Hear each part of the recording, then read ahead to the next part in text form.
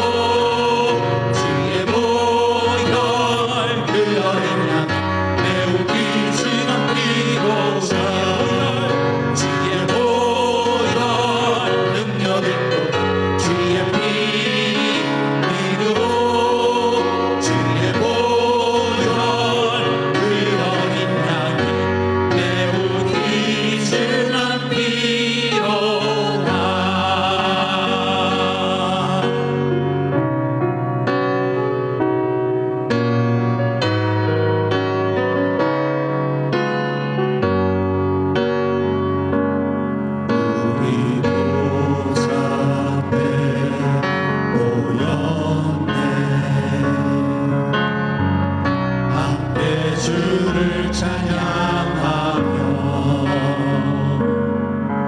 하나님의 사랑 그 아들 주셨네. 그의 피로 우린 구원받았네. 십자가에서 쏟으신 그 사랑 한같이 온 땅에 흘러 각 나라와 족속 백성 방언에서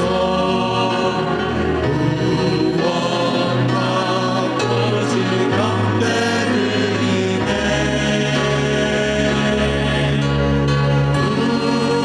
구원하시니 보좌에 앉으신 우리 하나님과 어린 양께 있도다.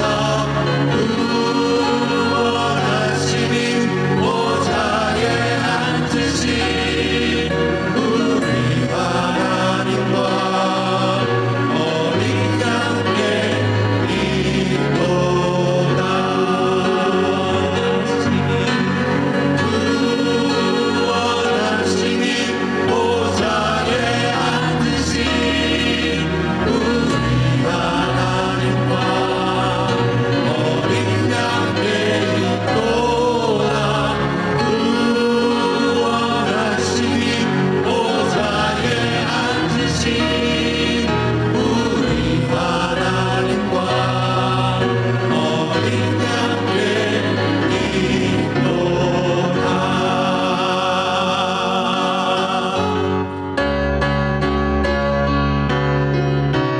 창조의 아버지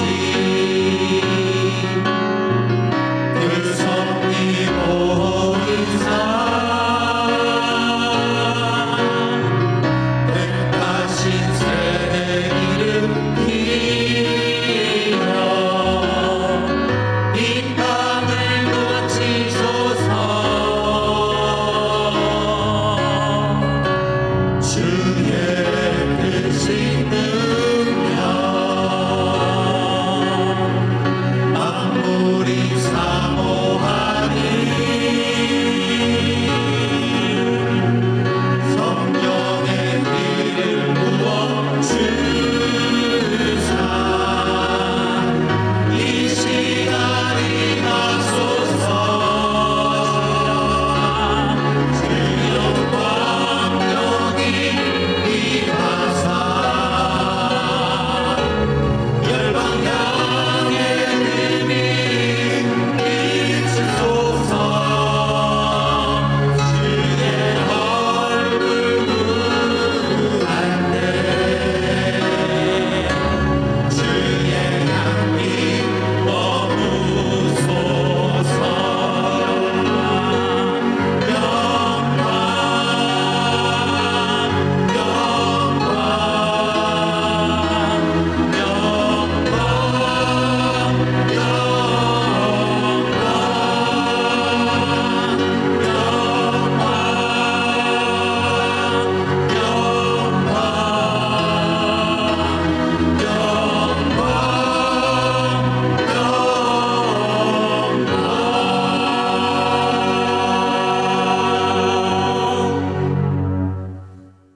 온 땅의 영원한 소망이 되시며 평강의 왕이 되신 하나님 아버지, 6월 마지막 주 주일 예배를 각자의 처소에서 찬양과 경배함으로 나아갈 수 있게 귀한 시간을 허락하여 주심에 감사드립니다.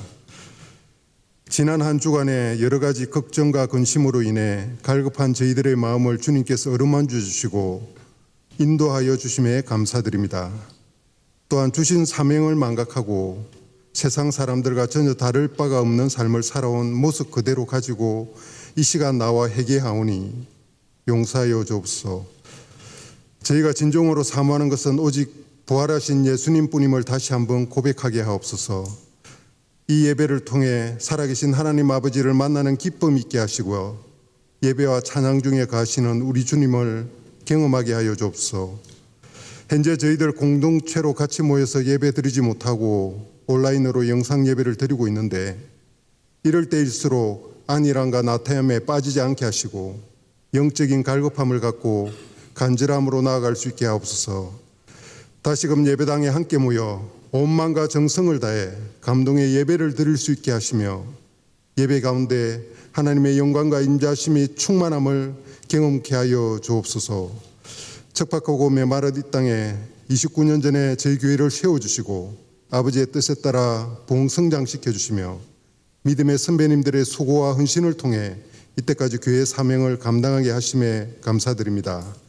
앞으로 이제 남아있는 저희들이 이 지역과 이 땅을 섬기며 하나님 나라가 확정되는 이 사명을 온전히 감당해 나갈 수 있도록 셈을 주옵소서.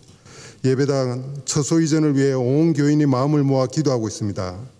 저희들의 힘과 능력을 할 수 있는 일들이 미비함을 고백합니다.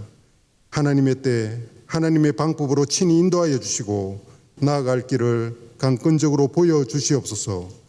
예배당 이전에 관련된 모든 관련 당국자들의 마음을 움직여 주시고 그들에게도 은혜를 있게 하여 주옵소서. 저희들 현재 오랜 코로나로 인해 어려움과 힘든 상황이 지속되어서 낙심해 있는 성도님들이 있습니까? 이럴 때일수록 믿음 없는 자와 같은 삶을 살아가지 않게 하옵소서. 더욱 주님을 믿고 의지하며 말씀과 기도로 순종함으로 주님을 처음 만났던 초심의 때로 다시금 돌아가게 하여 주옵소서. 우리의 믿음이 작아진 것이 아니라 순종의 삶이었기 때문임을 알게 하소서. 계자시만한 용기를 내어 순종하여 믿음으로 능력이 일하시는 것을 경험하게 하옵소서. 성도를 사랑하며 교회를 사랑하는 열정을 가진 목회자로 담임 목사님과 김성기 부목사님을 세워주심에 감사드립니다. 늘 강건케 붙잡아 주시고 하나님이 주신 비전을 따라 이 교회를 잘 섬길 수 있게 하옵소서. 항상 말씀과 지혜가 충만하여 저희들을 푸른 초장으로 인도하게 하옵소서. 어린 심령들과 중고등부를 위해 수고하는 목사님과 내일을 꿈꾸며 오늘을 묵묵히 심는 선생님들의 노고를 기억하여 주옵소서. 유치부 여름 캠프가 은혜 가운데 잘 맞춰진 것처럼 기타 부서의 모든 여름 성경 캠프에서도 풍성한 말씀의 잔치가 있게 하여 주옵소서. 이 시간 말씀을 전하실 때 준비된 말씀이 성도들의 깊은 신용 곳에 잘 전달이 될 수 있도록 말씀 가운데 기름 부어 주시옵소서. 선포되는 말씀을 들을 때 그 말씀이 우리에게 능력과 참된 위로가 되게 하시며 우리의 마음을 풍성히 주시는 은혜가 임하게 하여 주옵소서. 이 시간 예배를 위해 수고하고 봉사하는 모든 성김의 손길들을 기억하여 주시고 기쁨과 감사함으로 찬양을 올려드리는 니시 찬양팀의 찬양을 기뻐 받아 주옵소서.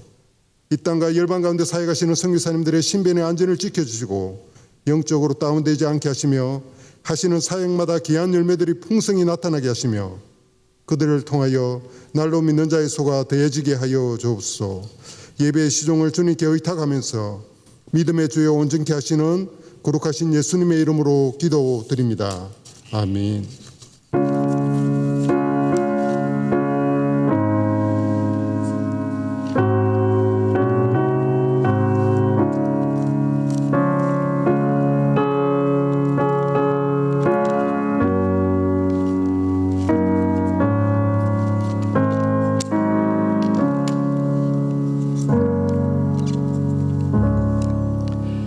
이 시간 우리 영상으로 예배하시는 성도님들 간에 또 함께 축복하시고 또 인사하시는 시간입니다. 우리 함께 당신은 하나님의 찬양하면서 서로 축복하고 사랑을 나누도록 하겠습니다. 당신은 하나님의 언약 안에 있는 축복의 통로. 당신을 통하여서 열방이 주께 돌아오게 되니. 사랑합니다. 축복합니다. 이제 우리 교회 소식 전해드리겠습니다. 다음 주일은 맥주 감사 주일입니다. 상반기를 은혜 가운데 마무리하게 하신 하나님께 감사하는 그런 한 주간 되시기를 바랍니다. 큐티집 매일 성경 7, 8호로가 나왔습니다. 우리 구역에 속해 계신 분들은 각 구역을 통해서 받으시고요. 또 구역에 속해 있지 않은 분들은 교회 사무실로 연락해 주시기 바랍니다. 우리 여성구역 야유회가 금주 화요일에 감자캐기 체험으로 진행됩니다. 자세한 내용은 주보 또는 각 구역별 공지사항을 참조해 주시기 바랍니다. 이번 주간에 우리 남성 여성 구역 모임을 종강합니다. 그리고 하반기 구역 모임은 9월 5일 주간에 개강하게 됩니다. 자, 특별히 이번 주간까지 우리 남성 구역 전체 신방이 진행됩니다. 위에서 기도해 주시기 바랍니다. 성경 공부반 새가족반이 7월 3일 토요일 오전 10시 40분에 개강합니다. 2020년 1월부터 2021년 6월까지 등록하신 새가족 교우님들께서는 함께 참석해 주시기 바랍니다. 자세한 내용은 주보를 참고해 주시고요. 또 우리 새가족 교우님들께는 새가족부에서 따로 연락을 드리도록 하겠습니다. 어린이부 여름 성경 캠프가 7월 18일, 19일 양일간에 걸쳐서 1박 2일로 진행됩니다. 부서 사역자와 선생님들을 위해서 그리고 우리 봉사자들을 위해서 또 캠프에 참여할 우리 자녀들을 위해서 기도해 주시고 또 기도로 준비해 주시기 바랍니다. 자, 영상 편집반 오리엔테이션 등 그 밖의 소식은 주보를 참조하시고요. 이제 찬양하며 하나님 앞에 예물 봉헌하겠습니다.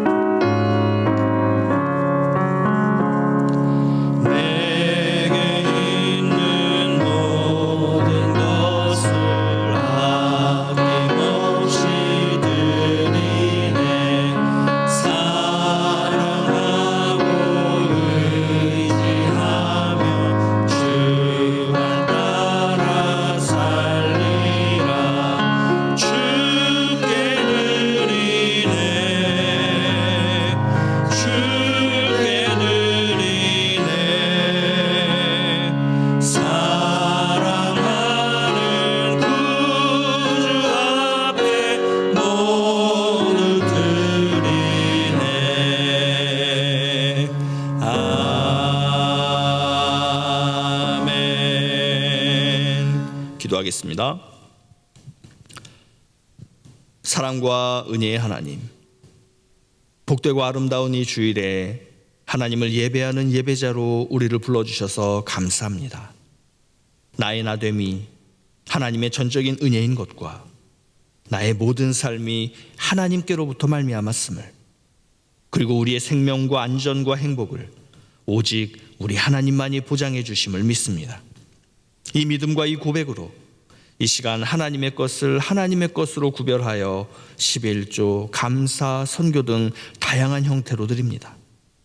주의 나라와 복음을 위하여 정성을 다해 바치는 이 예물을 기쁘게 받아 주시옵소서.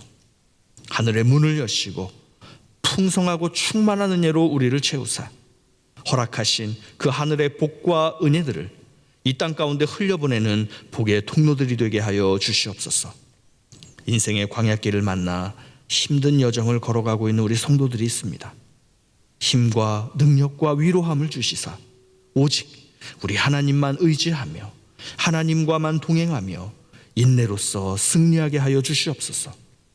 질병으로 고통받는 분들을 치유하시고 가정과 일터와 인간관계에서 안고 있는 문제들을 놓고 기도하는 우리 성도들에게 주님의 시간에 주님의 방법으로 응답하시는 은총을 허락하여 주시옵소서. 주님 주시는 그 힘과 은혜와 능력으로 그 상처와 고통들이 치유되고 또 문제가 해결되어서 힘있게 일어나 우리 주님과 동행하는 성도들 되게 하여 주시옵소서. 하나님, 우리의 닫힌 예배당의 문을 다시 열어주시옵소서. 우리 성도들이 함께 모여 하나님을 예배하는 이 공동체 예배의 기쁨과 감격을 다시 누릴 수 있도록 은혜를 베풀어 주시옵소서. 또한 예배당 이전을 우리 아버지께 의탁합니다. 우리의 생각과 우리의 기준과 우리의 기대가 아니라 하나님께서 이끄시고 하나님께서 허락하시는 대로 감사하며 순종하며 하나 되어 움직이는 우리 청도 한인교회가 되어서 이 중국 땅에서 하나님을 온전히 예배하며 또 맡겨주신 사명을 계속해서 잘 감당하게 하여 주시옵소서. 이 시간 우리 주님의 말씀을 엽니다. 설교 말씀 가운데 기름 부어주사 이 말씀이 우리의 능력이 되게 하여 주시고 또 말씀에 순종할 때 맺게 하시는 귀한 결실들을 맛보며 승리하는 삶을 살아가는 주의 권속들 되게 하여 주시옵소서. 오늘도 그렇게 말씀을 통해 역사하실 우리 하나님을 기대하며 말씀이 육신 되신 우리 구주 예수 그리스도의 이름으로 기도하옵나이다. 아멘. 오늘 주신 하나님의 말씀 함께 보시겠습니다. 사사기 8장 18절에서 23절의 말씀입니다. 사사기 8장 18절에서 23절 말씀. 자, 우리 함께 한 목소리로 힘차게 우리 하나님 앞에 봉독해서 올려드리겠습니다. 자, 다 같이 시작. 이에 그가 세바와 살문나에게 말하되 너희가 다볼에서 죽인 자들은 어떠한 사람들이더냐 하니 대답하되 그들이 너와 같아서 하나같이 왕자들의 모습과 같더라 하니라. 그가 이르되 그들은 내 형제들이며 내 어머니의 아들들이니라. 여호와께서 살아계심을 두고 맹세하노니 너희가 만일 그들을 살렸더라면 나도 너희를 죽이지 아니하였으리라 하고 그의 맏아들 여델에게 이르되 일어나 그들을 죽이라 하였으나 그 소년이 그의 칼을 빼지 못하였으니 이는 아직 어려서 두려워함이었더라. 세바와 살문나가 이르되 내가 일어나 우리를 치라. 사람이 어떠하면 그의 힘도 그러하니라 하니 기드온이 일어나 세바와 살문나를 죽이고 그들의 낙타복에 있던 초승달 장식들을 떼어서 가지니라. 그때에 이스라엘 사람들이 기드온에게 이르되 당신이 우리를 미디안의 손에서 구원하셨으니 당신과 당신의 아들과 당신의 손자가 우리를 다스리소서 하는지라. 기드온이 그들에게 이르되 내가 너희를 다스리지 아니하겠고 나의 아들도 너희를 다스리지 아니할 것이요 여호와께서 너희를 다스리시라 하니라. 아멘. 표리부동이라는 사자성어를 다들 아실 것입니다. 겉과 속이 다르다는 말이고요. 진실되지 못한 어떤 속물적인 성품을 의미하는 말입니다. 자, 이렇게 표리부동한 사람은 사회에서나 또 공동체에서나 또 인간관계에서 긍정적인 영향력을 미치기보다는 부정적인 영향력을 미치게 됩니다. 예수님께서는 이 표리부동과 비슷한 의미로 이제 회칠한 무덤이라는 이러한 표현을 쓰셨습니다. 그러니까 무덤 겉은 회를 칠해놔서 깨끗하게 보이지만 그 무덤 안은 시체가 썩고 부패해서 악취가 나는 그러한 더러운 것이 이제 회칠한 무덤인데요. 겉으로 보기에는 거룩한 것 같지만 속은 그렇지 않은 사람들을 가리킬 때 예수님은 이 표현을 사용하셨고요. 또 이와 비슷한 표현으로 쓰신 것이 이제 외식하는 자, 외식이라는 그러한 표현입니다. 이렇게 표리부동한 삶, 또 회칠한 무덤과 같은 삶, 또 외식하는 삶, 이렇게도 우리가 표현을 해볼 수가 있을 것 같아요. 겉으로는 하나님을 왕으로 모시는 것 같지만 속으로는 자신이 왕이 되어 살아가는 삶이라고 말이죠. 자, 그렇다면 우리 성도님들께 질문을 드리겠습니다. 여러분의 삶의 진짜 왕은 누구십니까? 이제 우리는 기드온 이야기의 마지막 부분에 도달했습니다. 오늘 말씀을 보면서 느끼게 되는 것은요, 아쉬움과 안타까움인 것 같아요. 정말 그럴까? 에이, 아니겠지. 설마 라고 하면서 우리로 하여금 우려감을 갖게 했던 그런 어떤 기드온의 변화되는 태도와 모습들이 이제는 우려가 아니라 사실로 드러나게 되는 이러한 내용들로 가득 차 있는 것이 바로 이 기드온 이야기의 후반부이기 때문입니다. 분명히 믿음장이라고 불리는 이 히브리서 11장에는요 당당하게 기드온이라는 이름 석자가 기록이 되어 있어요. 그러니까 이 포도주 틀에서 밀을 까부수던 그 기드온이 300명과 함께 미디안 대군을 물리치는 일에 쓰임을 받았다라는 것은요 분명히 기드온의 믿음에 따른 역사였죠.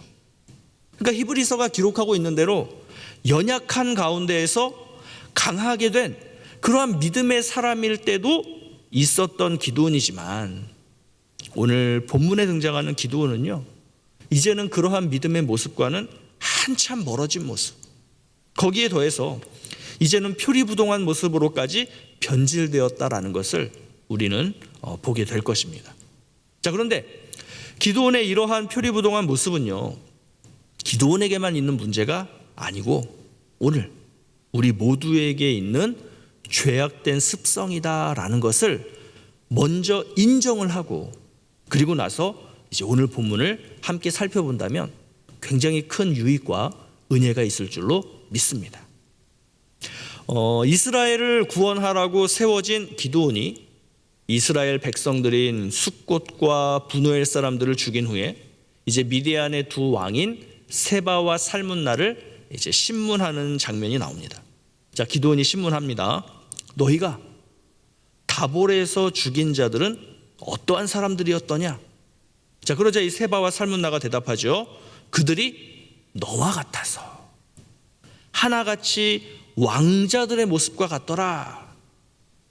자, 이들의 이 대답이 뭔가 이렇게 기드온에게 아첨을 해서 한번 목숨을 건져보자 라는 의도에서 이런 표현을 썼는지, 아니면 왕이 아닌 기드온을 향해서 왕자라는 표현을 쓰면서 야, 네가 아무리 날고 기어봐야 너는 왕이 될 수 없고 너는 그냥 왕자 정도에 불과해 라는, 어떻게 보면 이렇게 비꼬는 표현이었는지는 확실하지 않지만요, 사사기의 저자는 지금 이들의 대화를 통해서 지금 기드온에게서 왕과 같은 어떠한 모습들이 나타나고 있고, 또 그것이 미디안 두 왕의 눈에도 그렇게 보이고 있었다는 것을 표현해주는 그러한 내용이라고 볼 수 있을 것입니다.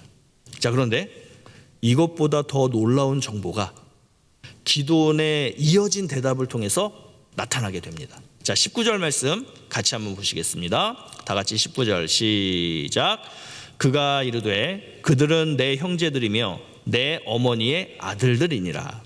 여호와께서 살아계심을 두고 맹세하노니 너희가 만일 그들을 살렸더라면 나도 너희를 죽이지 아니하였으리라 하고.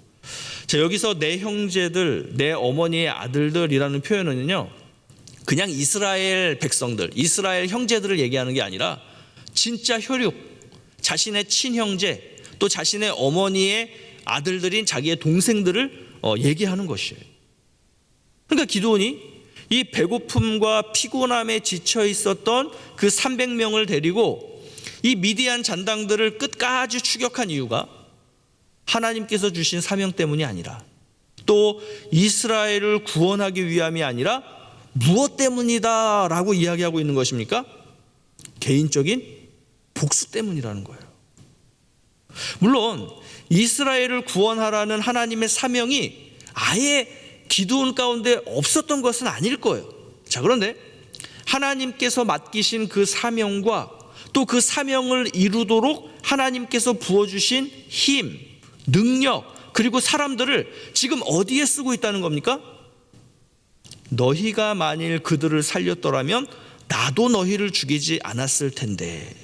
다시 말해서 개인적인 복수에다가 이것들을 쓰고 있었다는 거예요. 자, 이런 사실만으로도 안타까운데 더 안타까운 것은 지금 개인적인 이 복수의 일에 누구를 지금 또 연결시킵니까? 여호와께서 살아계심을 두고 맹세하노니. 그러니까 하나님을 가져다가 여기에 또 연결을 시키고 있어요.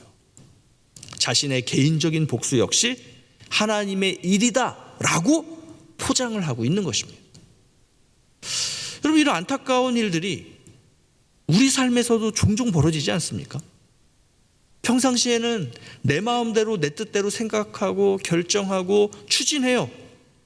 그러다가 어떤 고비를 만나거나 또는 어떤 억울한 일을 당하거나 아니면 어떤 불리한 상황이 되면 하나님을 들먹이면서 하나님 뜻이라면, 하나님께서 원하신다면 이라면서 그 책임을 하나님께 전가하는 경우가 얼마나 많냐는 거예요. 이렇게 뒤엉켜진 기드온의 성취감과 욕망과 복수심이라고 하는 것들이 이제 기드온을 빠르게 그의 바른 믿음의 삶으로부터 벗어나게 만들었다는 것입니다. 자, 그런데 하나님께서는 이러한 기드온을 아끼셔서일까요? 그런 기드온에게 제동을 거는 장치를 마련을 해주세요. 자, 기드온은 자신의 맏아들인 여델에게 그 세바와 살문나를 죽이게 합니다. 그런데 여델은 그 미디안의 두 왕을 죽이지 못합니다. 자, 왜냐하면 그 이유가 아직 어리고 두려워했기 때문이다라고 성경은 말씀하고 있어요. 여러분, 두려움에 사로잡혀서 그 칼집에서 칼도 빼지 못하는 이 여델의 모습, 누구의 모습이었습니까? 포도주터에서 밀을 까부수던 그 기드온의 모습이잖아요. 그러니까 여기서 기드온은 하나님께서 마련해 주신 이 기회를 잡았어야 했어요. 도발하는 세바와 살문나를 거기서 하나님의 시각으로 바라봤었어야 했어요. 자, 그렇지만 기드온은 그 도발하는 세바와 살문나로 인해서 복수의 마음을 더 강하게 갖고 결국 자신의 손으로 저들을 죽이게 됩니다. 역시 안타까운 모습이에요. 여델을 통해서 자신의 참 모습이 무엇이었는지를 알고 나의 강함과 나의 능력은 하나님께로부터 온 것이었다라는 것을 깨달았다면 얼마나 좋았을까요? 자, 이렇게 하나님께서 펼치신 그 은혜의 손길을 뿌리치자 기드온에게 곧바로 달콤한 유혹이 찾아옵니다. 자, 22절 말씀 다시 한번 보시겠습니다. 시작. 그때에 이스라엘 사람들이 기드온에게 이르되 당신이 우리를 미디안의 손에서 구원하셨으니 당신과 당신의 아들과 당신의 손자가 우리를 다스리소서 하는지라. 이스라엘 사람들은 그러한 기드온, 다시 말해서 그 두 적장의 목을 치는 그 기드온의 모습에 반해서 기드온에게 뭘 제안합니까? 우리의 왕이 되어달라라고 요청을 하는 거예요. 그것도 대대에 이어서 말이죠. 자, 그런데 이스라엘 사람들이 기드온에게 왕이 되어달라라고 요청하는 것은요, 굉장히 심각한 문제였습니다. 왜냐하면 이스라엘에는 인간 왕이 있을 수 없었기 때문이에요. 자, 하나님께서 이스라엘 백성들을 출애굽시키신 것 자체가 인간 왕들로부터의 그 통치와 압박, 압제, 여기로부터 벗어나서 하나님만을 왕으로 모시고 살아간다라는 의미였죠. 반면에 가나안의 삶은, 가나안 사람들의 삶은 인간 왕의 다스림을 받는 삶이었어요. 여호수아서 12장 7절부터 24절에는요, 이 여호수아를 통한 가나안 정복 전쟁을 간단하게 요약해 주고 있는데요. 자, 우리가 7절과 24절만 한번 보시면, 여호수아와 이스라엘 자손이 요단 이편 곧 서쪽 레바논 골짜기의 바알갓에서부터 세일로 올라가는 곳 한락산까지 쳐서 멸한 그 땅의 왕들은 이러하니라. 24절 모두 31왕이었더라. 그러니까 그 사이에 가나안에 어떤 왕들이 있었는지가 쭉 기록이 되고 있는데요, 그 왕들의 숫자를 다 합산해 보니까 31명의 왕이 가나안 땅에 있었다는 거예요. 다시 말해서 여호수아의 가나안 정복 전쟁은 어떤 의미였냐면 인간 왕들을 제거하는 전쟁이었다라고 해도 과언이 아니었던 것입니다. 자, 그렇다면 왜 여호수아는 그 가나안의 인간 왕들을 제거했으며 또 이스라엘은 지금 왜 기드온에게 자신들의 인간 왕이 되어줄 것을 요청하고 있는 것일까요? 당시의 가나안 문화를 경험하고 이 주변 이민족들의 괴롭힘을 지속적으로 당해온 이스라엘은 강력한 중앙 집권적 통치를 통해서 현재의 그 삶의 어려움을 해결해 보기를 원했을 거예요. 자, 그런데 당시 인간왕이 지배하고 있었던 가나안의 사회 구조는 어땠을까요? 왕을 중심으로 한 귀족들의 지배 계급이 있었고요, 농민과 노예들이 대다수 줄을 이루는 피지배 계급이 있었습니다. 다시 말해서 신분사회였던 거예요. 지배 계급은 매우 부유하지만 이 피지배 계급은 매우 가난했기 때문에 빈부의 격차가 굉장히 심했던 그러한 봉건사회였습니다. 자, 반면에 하나님을 왕으로 모신 이스라엘은 그렇지 않았어요. 이스라엘은 신분, 계급이 없었습니다. 그렇기 때문에 누구도 종노릇할 필요가 없었고요. 모두가 자유인으로서 평등했습니다. 여호수아는 이처럼 하나님께서 통치하시는 하나님의 나라를 이루기 위해서 가나안의 인간 왕들을 정복했던 거예요. 결국 이스라엘은 하나님을 왕으로 모시는 삶이 아니라 자신들이 인간 왕의 노예가 된다 하더라도 외적의 침입을 받지 않으면서 그냥 삼시세끼 불안하지 않게 밥만 먹여주면 된다, 이러한 삶을 살고 싶다라는 것이었는데요, 결국 이것이 어떤 것을 의미하냐면 출애굽 전으로 다시 돌아가고 싶다라는 의미인 것입니다. 하나님 필요 없다는 거예요. 인간왕이 필요하다는 거예요. 그러니 여러분, 이것은 심각한 문제가 아닐 수 없는 것이죠. 자, 그러면 외적의 침입을 받은 것이 하나님이 약해서였습니까? 삼시세끼 불안하게 밥 먹고 살았던 것이 하나님께서 때마다 그 먹을 양식을 주시지 않아서였습니까? 아니잖아요. 자기들이 하나님을 왕으로 모시지 않았기 때문에 발생한 자기들의 문제인데, 마치 그 삶의 문제들은 하나님 때문이다, 하나님을 왕으로 모신 결과가 이거다, 그러니 이제 우리는 더 이상 하나님 밑에 있을 수 없고 인간 왕을 모시고 살겠다, 하나님을 떠나서 가나안식으로 이 세상의 방식과 이 세상의 가치를 가지고 살아가겠다라는 것이 기드온, 당신이 우리의 왕이 되어달라고 하는 이 말 속에 담겨져 있는 의미라는 거예요. 그래서 내 삶의 왕이 하나님이 아닌 자신이 되었을 때 나타나는 전형적인 모습이 왕이 되어달라는 이 이스라엘 백성들의 요구라는 것입니다.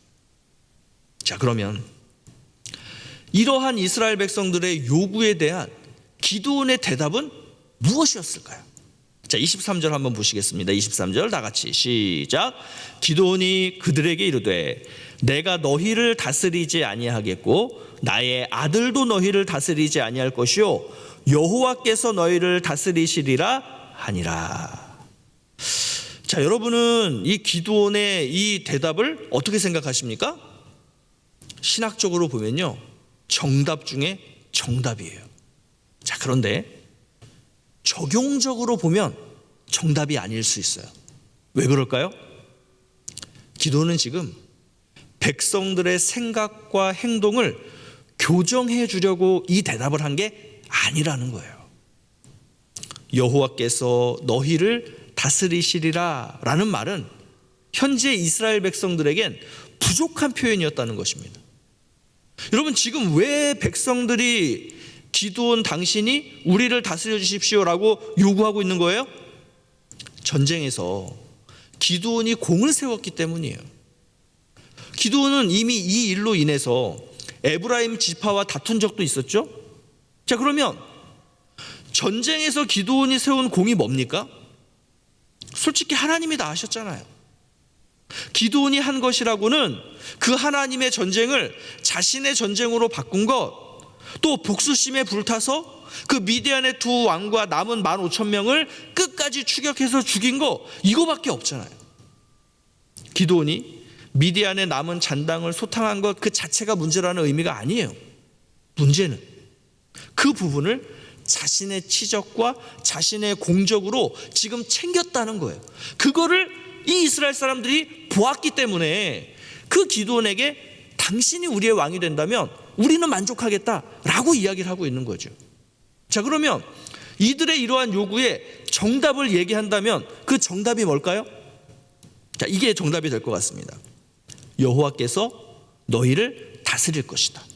왜냐하면 이 전쟁은 여호와의 전쟁이며 그 속에서 내가 한 것은 아무것도 없기 때문이며, 그렇기 때문에 전쟁의 공적은 나에게 돌릴 수 없는 것이다. 오직 하나님만이 우리의 왕이시다. 이러한 말이 되었어야 한다는 거예요. 에이, 목사님, 기드온이 진심으로 이렇게 말한 걸 수도 있잖아요. 너무 자꾸 기드온을 이렇게 막 속된 사람으로 막 몰아가고 계신 거 아닙니까? 라는 생각이 드실 수도 있을 것 같아요. 자, 그런데 기드온이 그 전쟁의 공적을 자신에게 돌리려는 의도가 있다는 것이 다음 장면에서 확실하게 드러납니다. 자, 여기서 말이 끝나는 게 아니에요. 기드온이 이어서 뭐라고 말하는지 24절 한번 보겠습니다. 자, 24절 다 같이 시작. 기드온이 또 그들에게 이르되 내가 너희에게 요청할 일이 있으니 너희는 각기 탈취한 귀고리를 내게 줄지니라 하였으니 이는 그들이 이스마엘 사람들이므로 금 귀고리가 있었음이라. 어떤 의미입니까?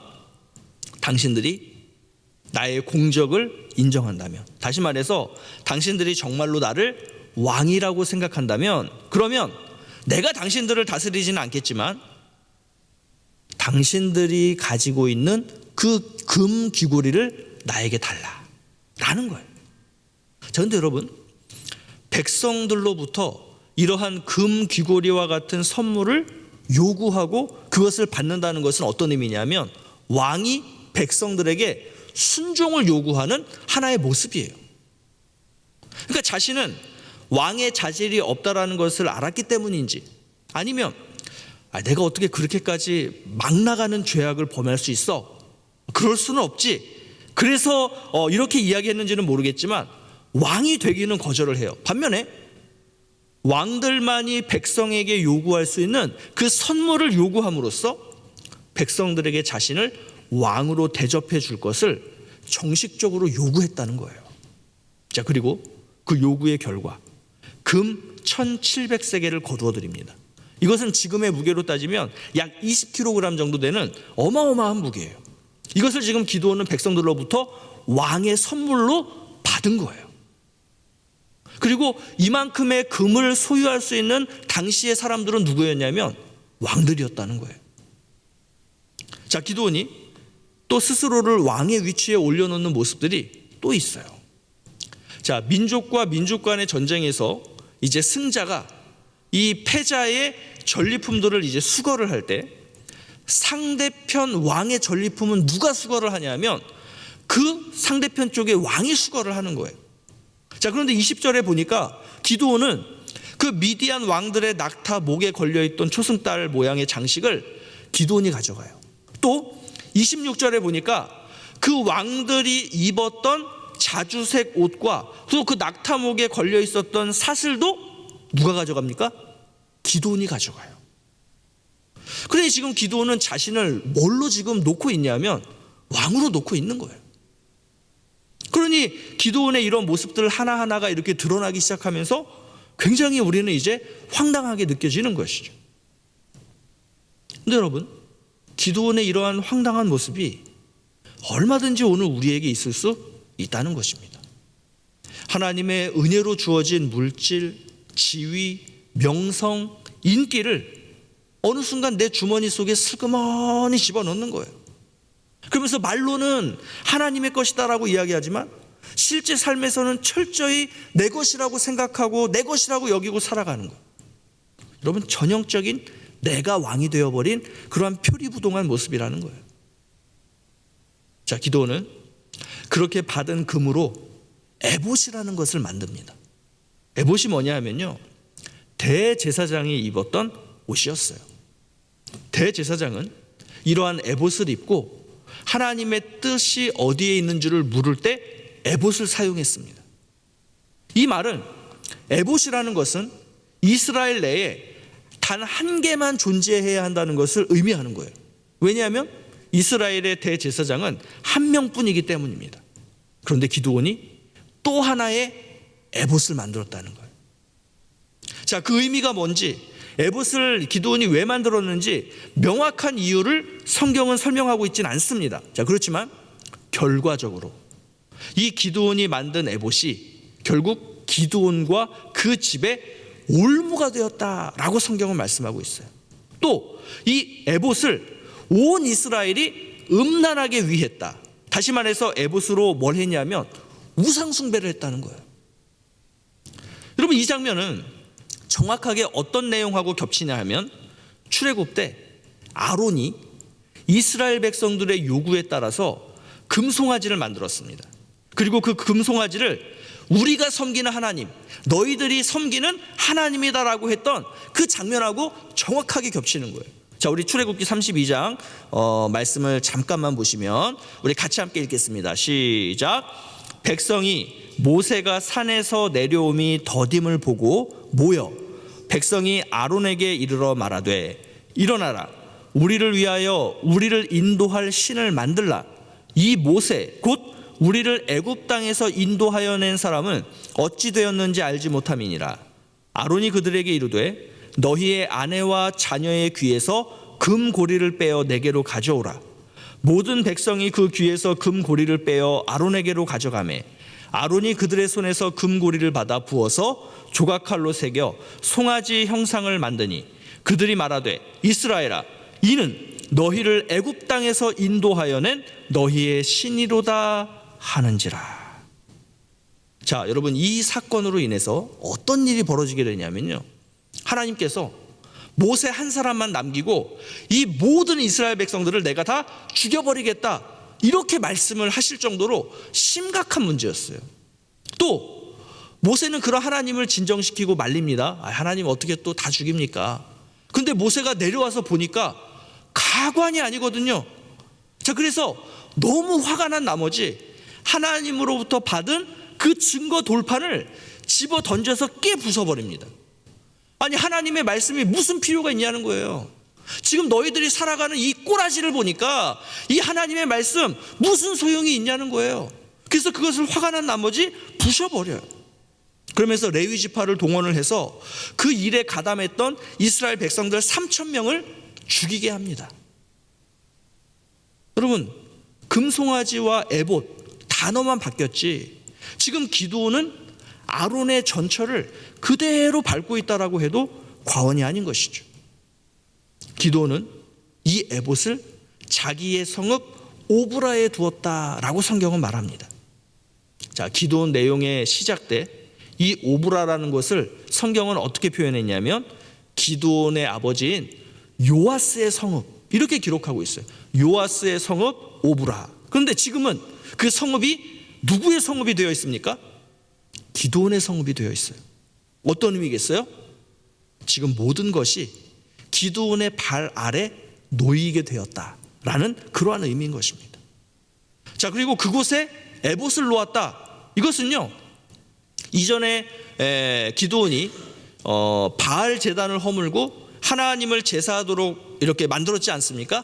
지금 그곳에다가 이 에봇을 갖다 놓았다라는 의미일 거예요. 자, 사람들이 이 기드온이 있는 오브라에 가서 그렇게 에봇이 있는 그 제단에 가서 하나님을 예배한다라고 하지만 이 이스라엘 사람들이 이렇게 에봇을 보면서 무슨 생각을 했을까요? 저 에봇 안에 내가 그때 기드온한테 바쳤던 금이 저기 있어. 그때 기드온이 우리를 미디안의 손에서 구원했지 라면서 하나님을 예배하지만 지금 그들의 마음속에는 누구로 가득했겠어요? 인간 왕으로 가득했다는 거예요. 여러분, 결국 하나님께서 나를 위해 새긴 우상을 만들지 말라라고 한 그 계명을 지금 기드온은 어기고 있는 것이 되어버린 것입니다. 하나님을 향한 순수한 신앙이 아니라 세상의 문화와 혼합되고 변질된, 그래서 하나님께서는 받지 않으시는, 가증하게 여기시는 그 신앙을 누구에게 가르쳐주고 있는 거예요? 이스라엘 사람들에게 가르쳐주고 있는 거예요. 겉으로는 하나님께서 너희를 다스릴 것이다 라고 말했지만 실제 삶에서는 자신이 왕이 되어 살았던 사람, 심지어 백성들을 하나님의 뜻대로 살도록 이끄는 선한 왕이 아니라 백성들로 하여금 우상 숭배를 하도록 유도한 악한 왕으로 살았던 사람이 이 기드온의 말년이다 라고 해도 과언이 아닌 것이죠. 자, 이렇게 기드온이 살았던 40년 동안 그 땅이 평안했다라고 기록되어 있습니다. 여러분, 그렇다면 과연 이 평안이라는 말은 좋은 의미의 평안일까요? 나쁜 의미의 평안일까요? 그것은 이 평안의 시간들 동안 어떤 일이 있었고 또 이 평안의 결과가 무엇이었는지를 알아보면 되겠죠. 자, 그 내용이 바로 그 다음 구절들에 나오고 있습니다. 자, 특이점이 있어요. 자, 특이점이 한 두 가지 정도로 우리가 찾아볼 수 있는데, 첫 번째는 기드온이 아내가 많아서 아들들이 자그마치 70명이나 되었다라고 이야기합니다. 자, 성경은 일관되게 일부 일처제를 말씀하십니다. 그런데 많은 아내들을 두고 많은 아들들을 낳았다는 것은요, 당시의 인간 왕들의 전형적인 삶이었어요. 다시 말해서 기드온은 왕이었다라는 이 표현을 이렇게 지금 성경은 설명하고 있는 거예요. 자, 그리고 이런 모습은 기드온에게서 처음 나타나기 시작한 후에 이후에 등장하는 또 다른 사사들에게서도 이 모습들이 나타난다는 거예요. 굉장히 안 좋은 선례를 기드온이 남기고 있다는 것입니다. 자, 또 다른 특이점이 있어요. 세겜에 있는 첩도 아들을 낳았다라고 말씀하고 있습니다. 자, 세겜에 있는 첩이라는 표현을 볼 때 이 첩은, 이 여인은 이방 여인이었다는 거예요. 모범이 되어야 할 사사가 여러 아내들을 둔 것도 모자라서 이방 여인까지도 첩으로 두었던 것이 기드온의 평안의 40년의 시간이었다는 거예요. 자, 그리고 결정적인 내용이 있어요. 자, 그 첩의 아들 이름을 뭐라고 지었다라고 이야기합니까? 아비멜렉.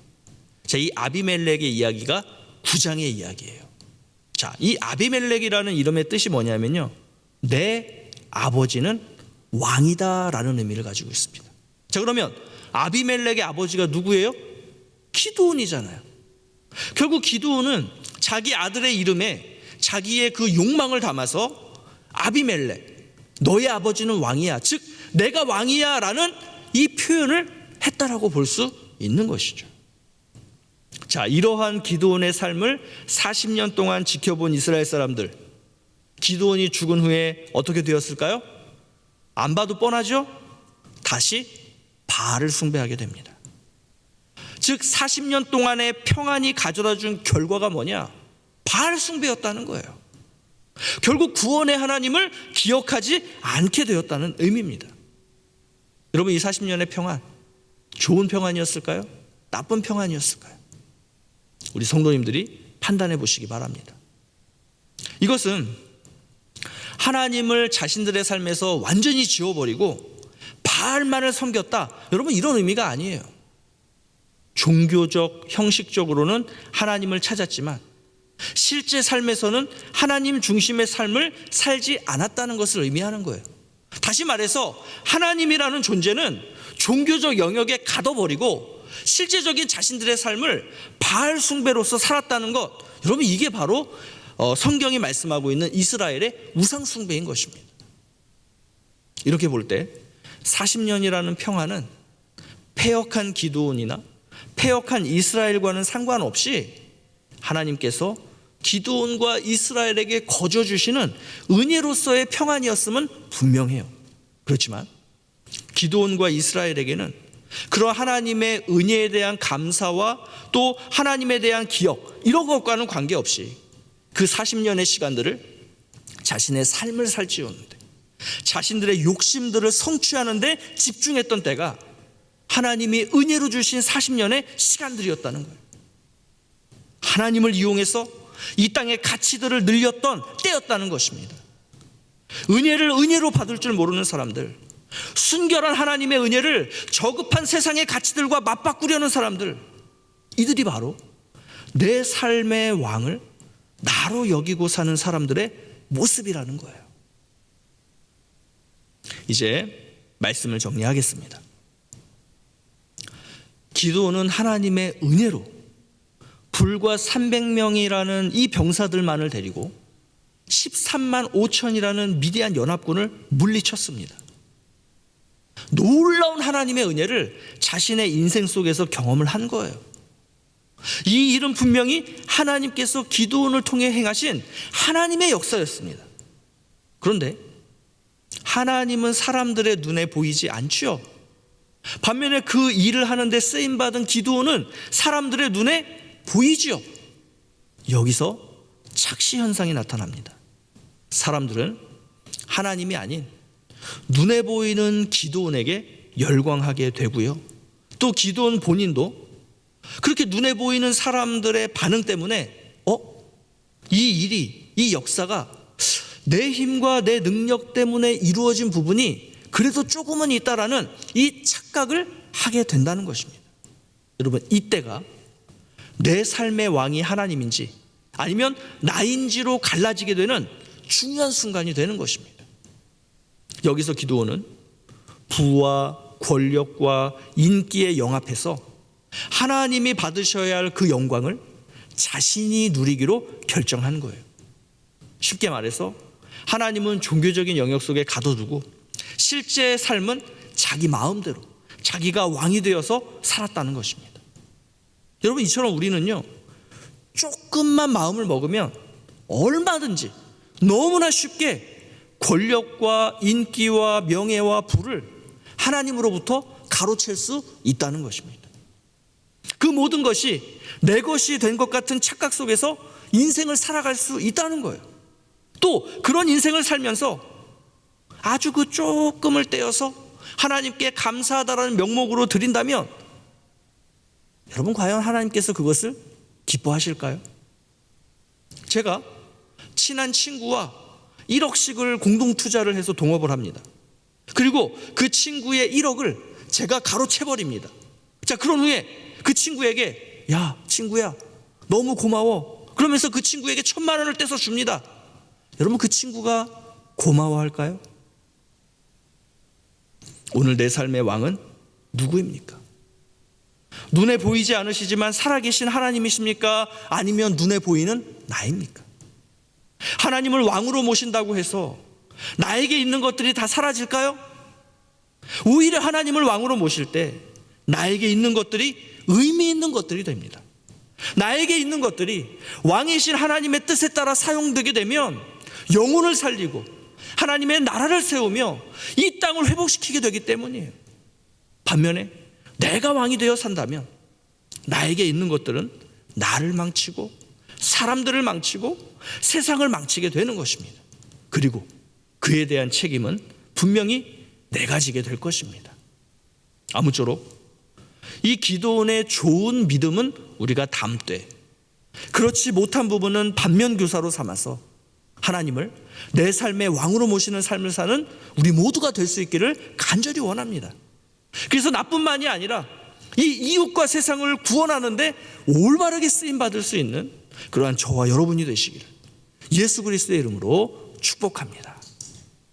우리 시간 오늘 주신 말씀들을 다시 한번 기억하시면서 또 내 삶에서 내가 왕의 노릇하고 있는 부분들이 혹시 어디가 있는지를 다시 한번 생각해 보면서 오늘 이 찬양을 하나님 앞에 올려드릴 때 하나님, 내 것은 하나도 없고 이 모든 것 다 주님 것입니다 라는 그런 고백을 우리 하나님 앞에 올려드릴 수 있기를 원합니다. 나의 모습 나의 소유 찬양하겠습니다.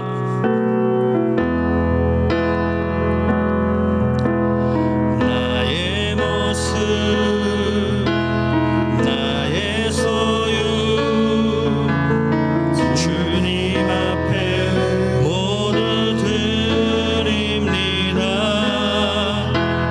모든 아픔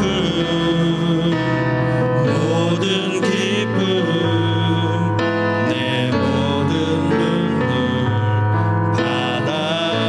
받아주소서. 어제 일과 내일 일도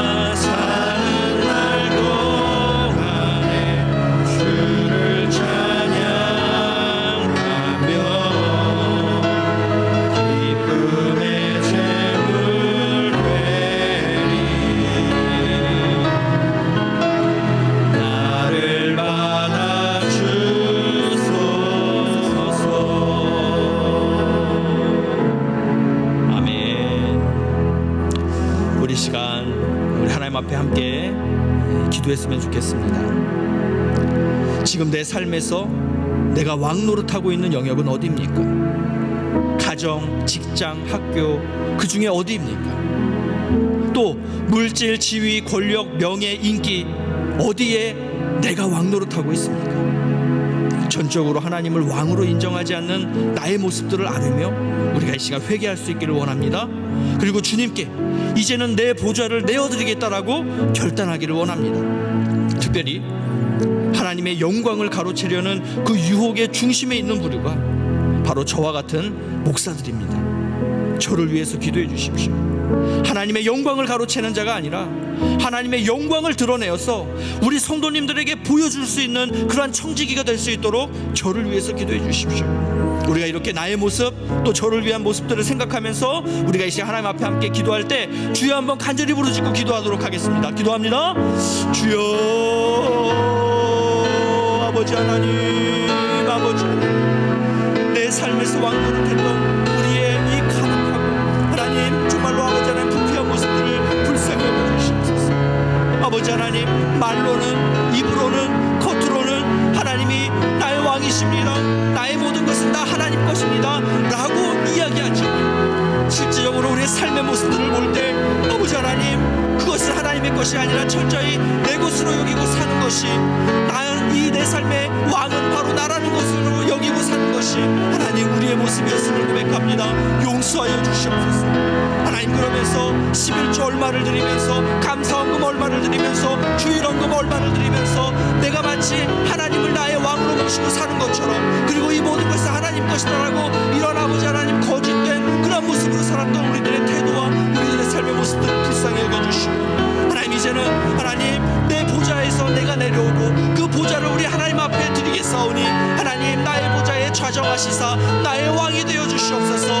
우리의 왕이 되어 주시옵소서. 하나님, 더 이상 내 삶을 하나님 왕이신 하나님을 모시고 살지 않고 나를 왕으로 모시는 삶을 내어버리고 아버지 하나님 나를 왕으로 모시고 살아가는 우리 모두가 될 수 있도록 인도하여 주시옵소서. 하나님, 무엇보다 하나님 그러한 왕이 되고자 하는 유혹 속에 가장 그 중심에 있는 것이 하나님 저와 같은 목회자들인 줄로 믿습니다. 하나님 저를 불쌍히 여겨주시고 아버지 하나님 그러한 유혹들이 올 때마다 그 유혹을 능히 이겨내게 하시고 하나님 정말로 우리 성도들에게 또 하나님 세상에 아버지 하나님 우리의 실질적인 왕은 하나님이심을 하나님 그렇게 보여주고 나타낼 수 있는 그런 청지기로서 하나님 앞에 설 수 있도록, 성도들 앞에 설 수 있도록 인도하여 주시옵소서. 하나님 우리와 함께 하신 우리 하나님을 기대합니다. 우리를 교정해 주시고 우리를 바로잡아 주실 우리 하나님을 기대하고 소망합니다. 하나님 역사하여 주시옵소서. 인도하여 주시옵소서. 함께하여 주시옵소서.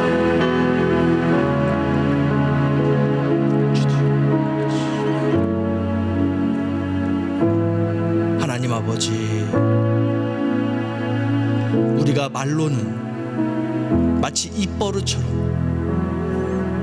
우리의 왕은 하나님이십니다, 내 삶의 왕은 하나님이십니다 라고 이야기하지만 과연 그 말 속에, 그 의미 속에 정말로 우리의 삶이 하나님이 왕이 되신다는 것이 담겨 있는지요?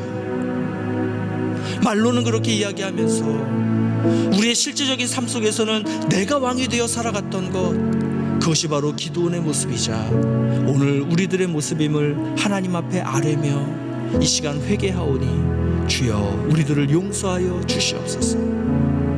11조 얼마 하면서, 감사헌금 얼마 하면서 내가 하나님 앞에 드릴 것 다 드렸다라고 생각하고 그 나머지의 것들은 내 것처럼 썼던 그러한 왕 되었던 우리들의 모습들을 불쌍히 여겨 주시옵소서. 하나님, 이제는 그러한 패역한 삶의 모습들을 버리고 내 왕좌에서 이제는 내가 내려와 그 자리를 주님께 내어드리기를 원합니다. 하나님, 이 왕좌에 주님께서 좌정하셔서 나의 왕, 우리의 왕이 되어 주시옵소서.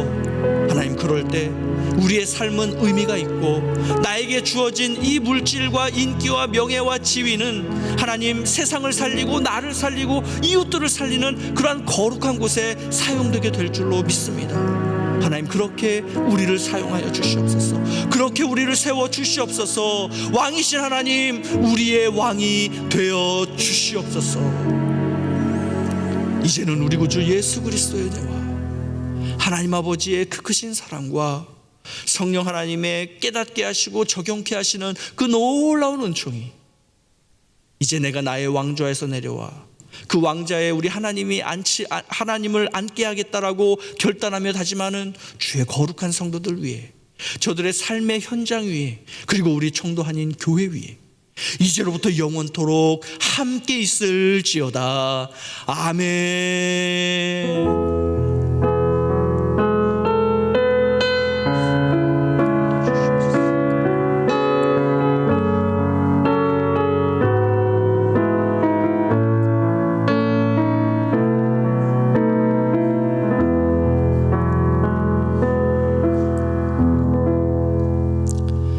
예배 마쳤습니다. 이번 한 주간도 우리 하나님을 왕으로 모시고 사는 그러한 능력의 한 주 되시기를 예수 그리스도의 이름으로 축복합니다.